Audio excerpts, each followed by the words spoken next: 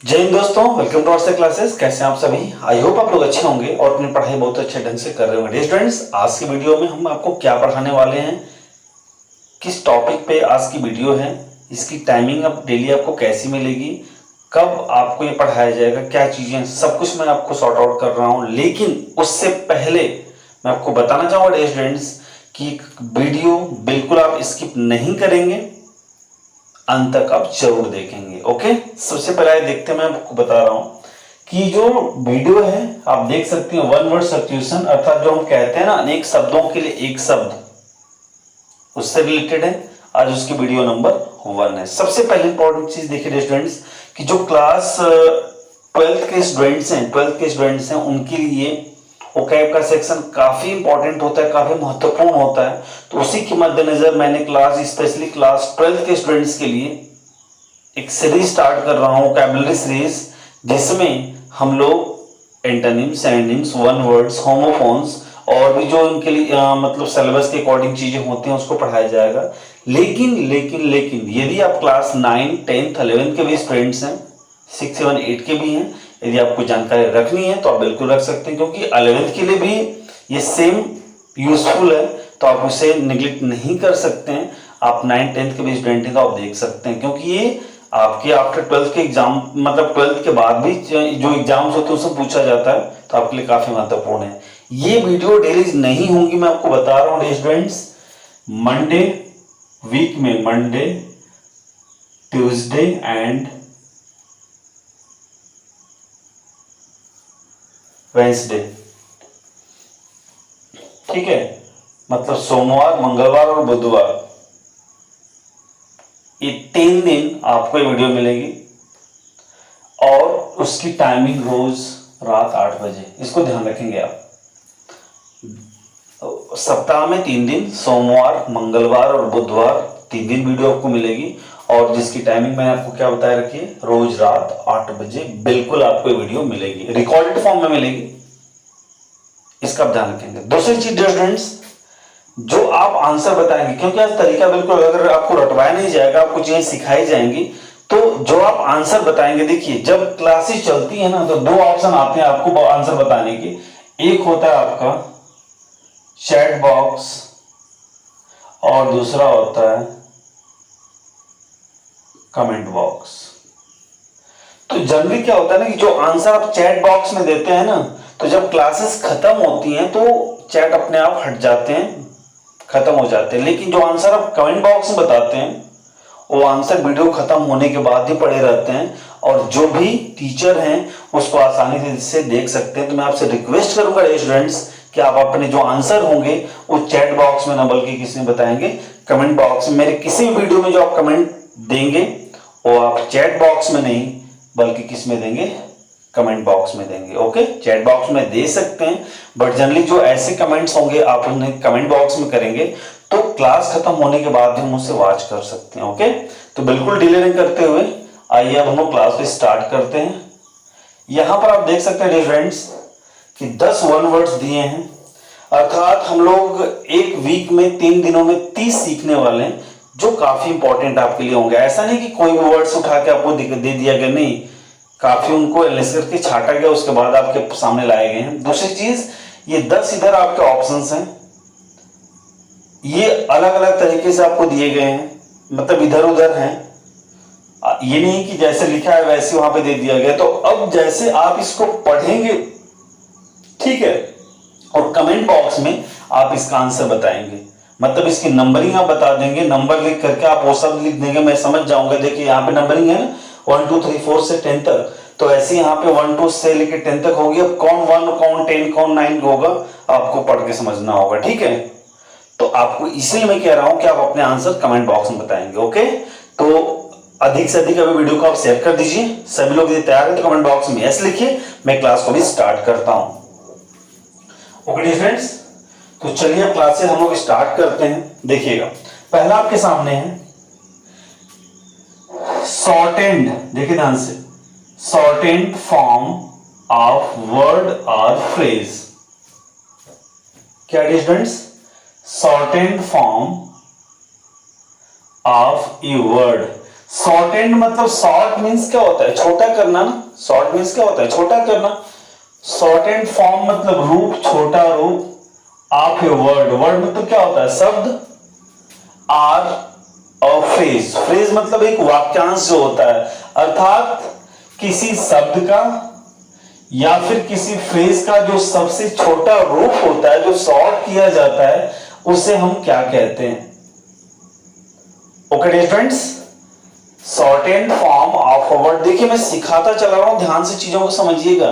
Shortened form of a word or a phrase. ध्यान से देखिए, shortened form of a word or a phrase मतलब किसी शब्द का या फिर किसी फ्रेज का शॉर्टेंड फॉर्म, संक्षिप्त रूप क्या कहलाता है। आप जरा इसमें से ढूंढ कर बताएंगे क्या होगा। हिंदी आपके सामने लिखी है, आप इसमें से ढूंढ सकते हैं और कमेंट बॉक्स में आंसर बताएं। आप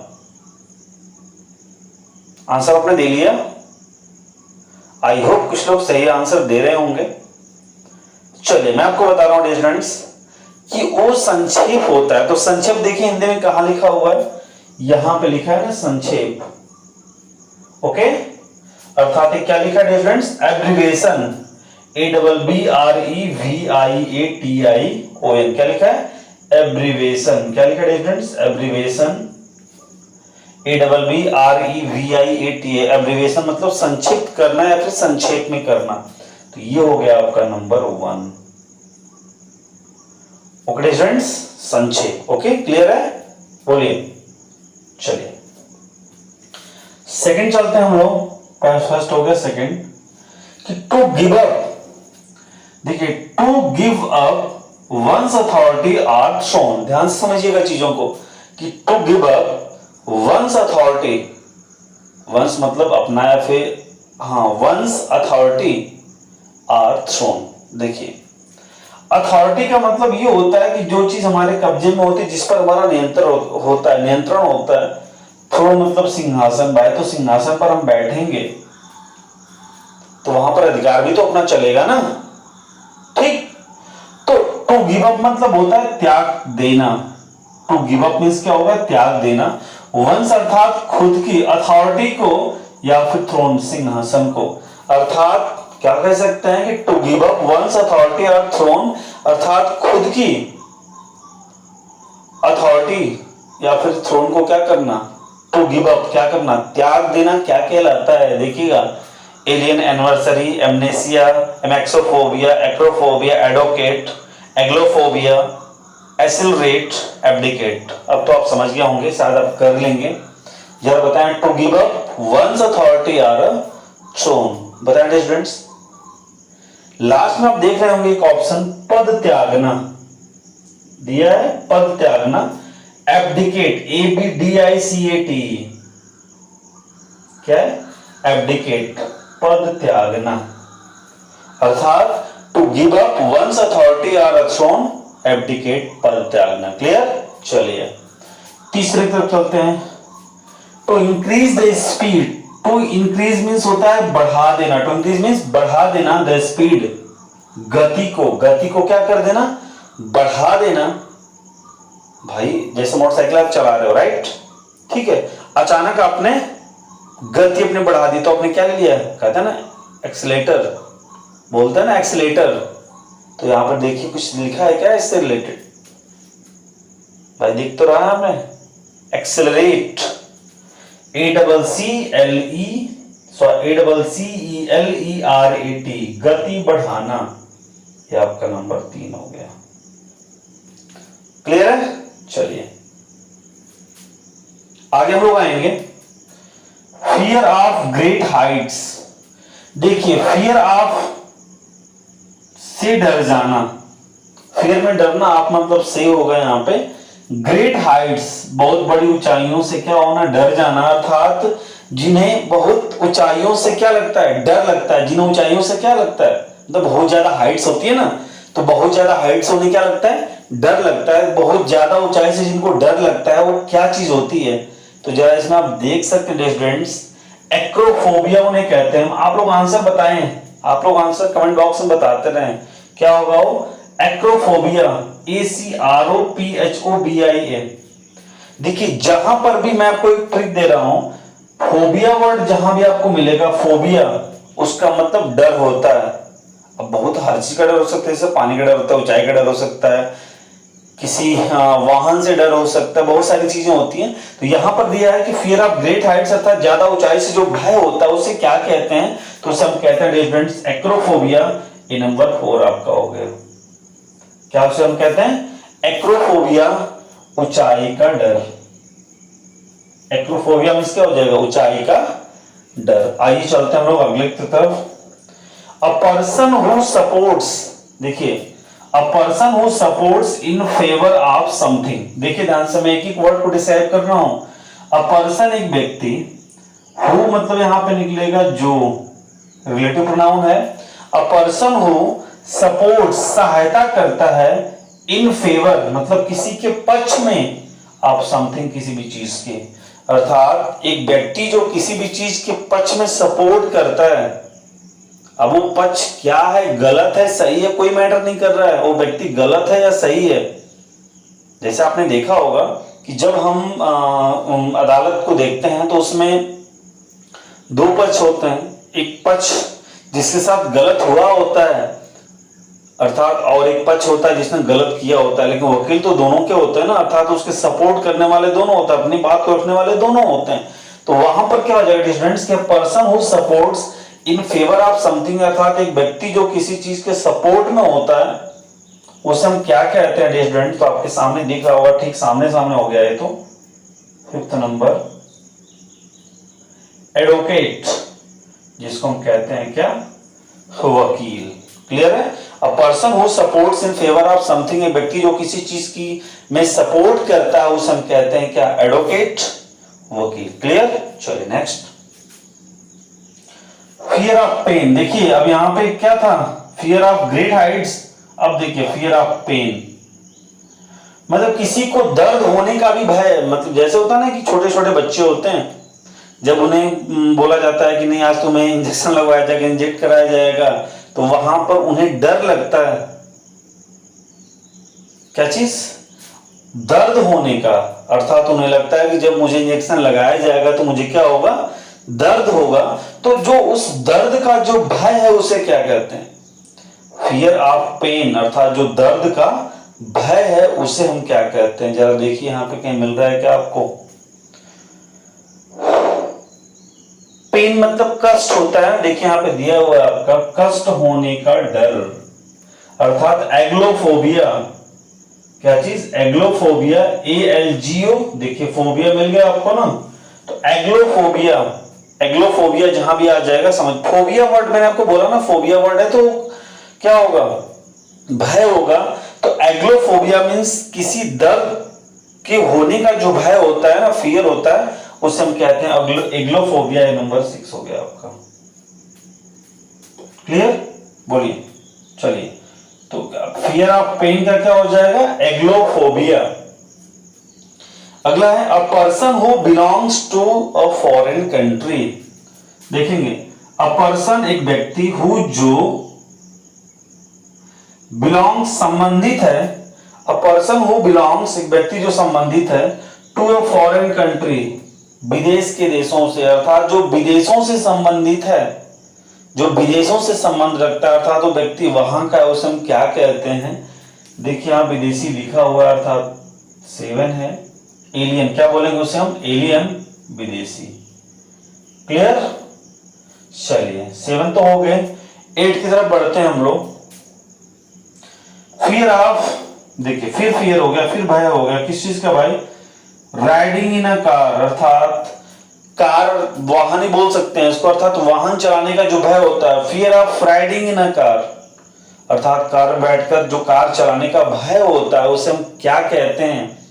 तो कार को एज हम व्हीकल ले सकते हैं, वाहन ले सकते हैं, अर्थात कोई भी वाहन यहाँ पे हो सकता है। अर्थात ये कह सकते हैं कि fear of riding in a vehicle, अर्थात किसी भी वाहन के चलाने का जो डर होता है उसे हम क्या कहते हैं। अभी तो 3 ही बचे हुए हैं, देखिए एमैक्सोफोबिया, उसे हम क्या बोलते हैं, एमैक्सोफोबिया, वाहन का डर।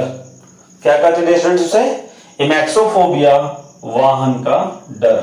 आप लोग कमेंट बॉक्स में ऐसे आंसर बताते हैं ना, क्या बोलते हैं उसे, एमेक्सोफोबिया, वाहन का डर। क्लियर है, बोलिए। चलिए नेक्स्ट स्टूडेंट्स आपके सामने, अ पार्शियल पार्शियल और टोटल लॉस ऑफ मेमोरी। ध्यान से देखिएगा, अ पार्शियल और total loss of memory, a partial और total loss of memory. Partial मतलब होता है आंशिक रूप से, आंशिक मतलब थोड़ा सा, ठीक है। और यहां पे एक वर्ड लिखा है टोटल मतलब पूरा, तो अ पार्शियल और टोटल लॉस ऑफ मेमोरी अर्थात आंशिक रूप से या पूरा, लॉस मतलब खत्म हो जाना, मेमोरी मतलब याददाश्त का, अर्थात आंशिक या पूर्ण रूप से याददाश्त का जो खत्म हो जाना है उसे हम क्या कहते हैं डियर फ्रेंड्स, एमनेसिया बोलते हैं उसे, भूलने की बीमारी। ये आपका 9 नंबर हो गया, भूलने की बीमारी अर्थात वो चीजों को बिल्कुल भूल जा रहा है। ओके, लास्ट है आपका, a date on which an event happened in some previous year। देखिएगा, और डेट एक तारीख, on which जिस पर, ध्यान से देखिए, और डेट on which जिस पर, an event कोई भी घटना happened घटित हुई हो, in some previous year पिछले के कुछ सालों में, अर्थात सेम रिपीटेड वो चीज चल रही है, अर्थात जैसे एक साल कोई चीज हो गई और फिर वो चीज को रिपीट किया जा रहा है।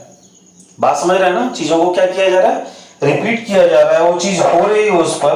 तो अ डेट ऑन विच जिस पर एन इवेंट कोई भी घटना हैपेंड इन सम प्रीवियस से पिछले सालों में घटित हुई हो, उससे हम कहते हैं, एक ही आपका बचा हुआ 10 नंबर, एनिवर्सरी, जिसे हम कहते हैं क्या, सालगिरह। Okay students, a date on which an event happened in some previous years, अर्थात एक ऐसी घटना,